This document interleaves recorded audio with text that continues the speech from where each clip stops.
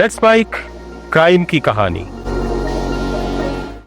तो देखिए, अंडरवर्ल्ड की बात करें तो तीन बहुत पुराने डॉन के बारे में कई कहानी भी मैंने आपको सुनाया है।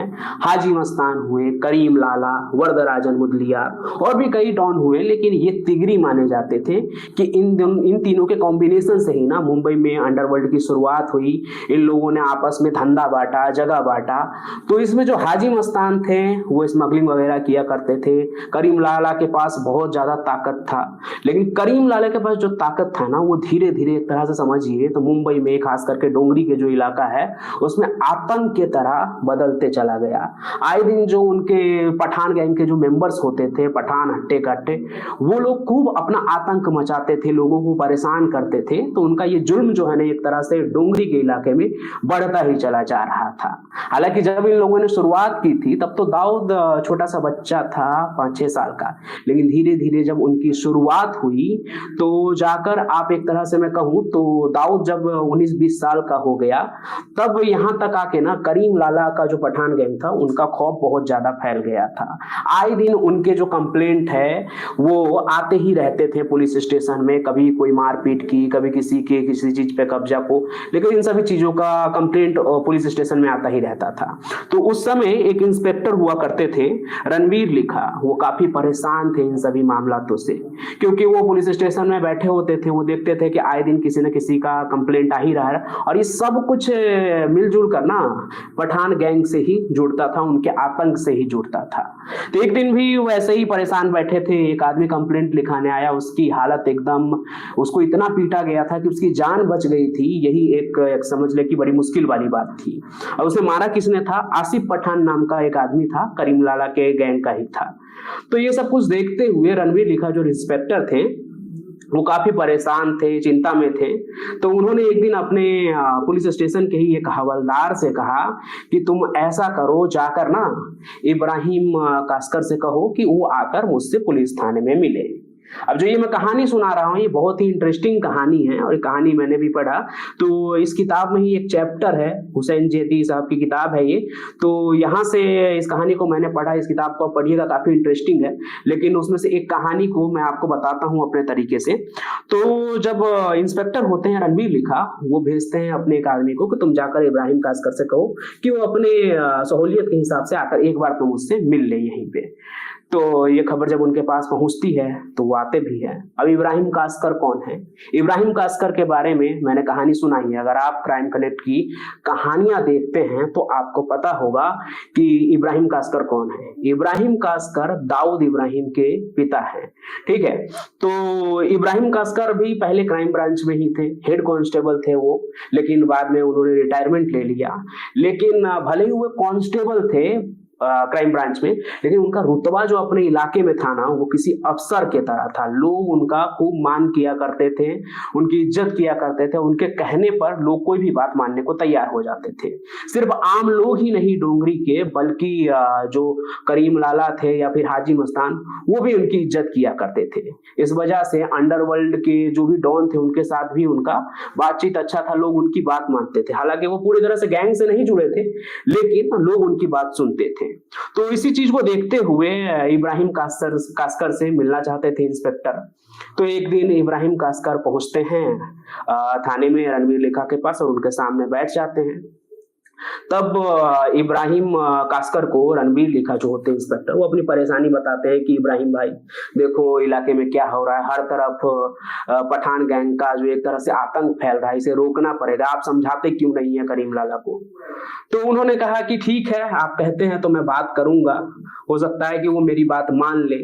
तो यहाँ पर उनकी ये बातचीत होती है और रणवीर लिखा को लगता है कि अगर इब्राहिम कास्कर बातचीत करेंगे करीम लाला से तो वो उनकी बात मान जाएंगे, क्योंकि इससे पहले भी कई दफा जब इस तरह का कोई विवाद हुआ तो जब इब्राहिम कास्कर बीच में आए तो करीम लाला ने भी बात सुनी थी। तो इन सभी चीजों को लेकर उन्हें लगा कि अब इब्राहिम कास्कर आएंगे इन सभी चीजों के बीच तो कुछ ना कुछ तो जरूर होगा। अब इब्राहिम कास्कर के बारे में मैं एक दो चीज और बता दूं जो पिछले कई कहानियों में, रिकॉर्डेड कहानी जो आप हमारे चैनल पर देखते हैं, उससे मैंने सुनाया है कि ये इब्राहिम कास्कर वही है जिनकी बेइज्जती जब बासु पठान ने की थी, तो दाऊद ने उस बासु पठान के पूरे साम्राज्य को ही खत्म कर दिया था। सिर्फ सोडा के बोतल और बल्ब से ही उसको मार मार के वो हाल कर दिया था बासु दादा का कि उसे बंबई छोड़ के जाना पड़ा। यही है जब दाऊद ने आपको बच्चे की हाजी मस्तान का पैसा लूटने के चक्कर में मुंबई से बहुत बड़े रॉबरी को जब अंजाम देता है, तो यही इब्राहिम कास्कर अपने दोनों बेटों को ढूंढते हैं पुलिस के लिए, अपने से पूरी रात चलते हुए बेट मारते हैं, चिढ़ते हुए खाने लगते। इस वजह से ही पुलिस ने भी उनकी रिस्पेक्ट की और डॉन लोग भी क्या करते थे।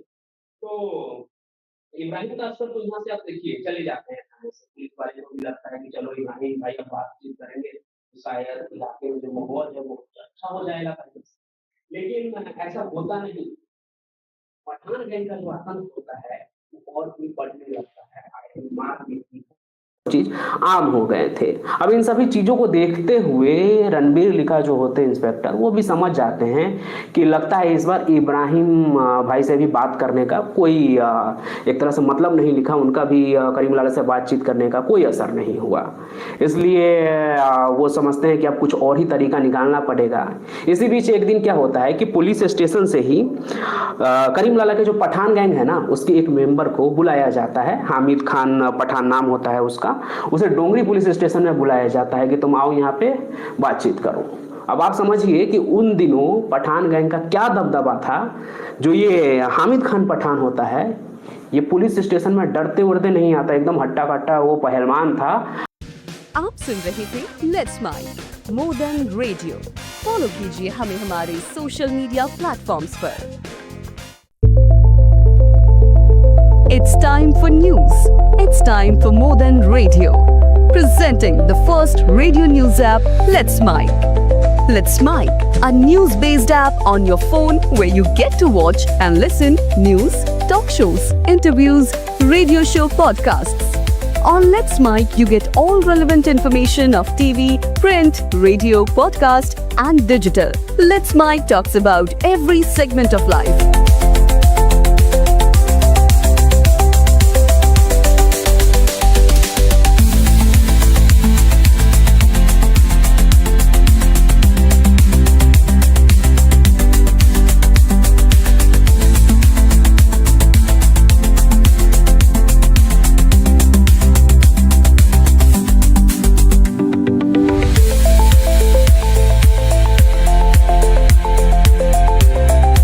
Download the app now from Play Store. Available both on Android and iOS mobile phones. Follow us on YouTube, Instagram, Twitter, LinkedIn, Facebook, Telegram, WhatsApp, Snapchat. Let's talk, let's connect, and let's mic. It's time for news. It's time for More Than Radio. Presenting the first radio news app, Let's Mic. Let's Mic, a news-based app on your phone where you get to watch and listen news, talk shows, interviews, radio show podcasts. On Let's Mic, you get all relevant information of TV, print, radio, podcast, and digital. Let's Mic talks about every segment of life.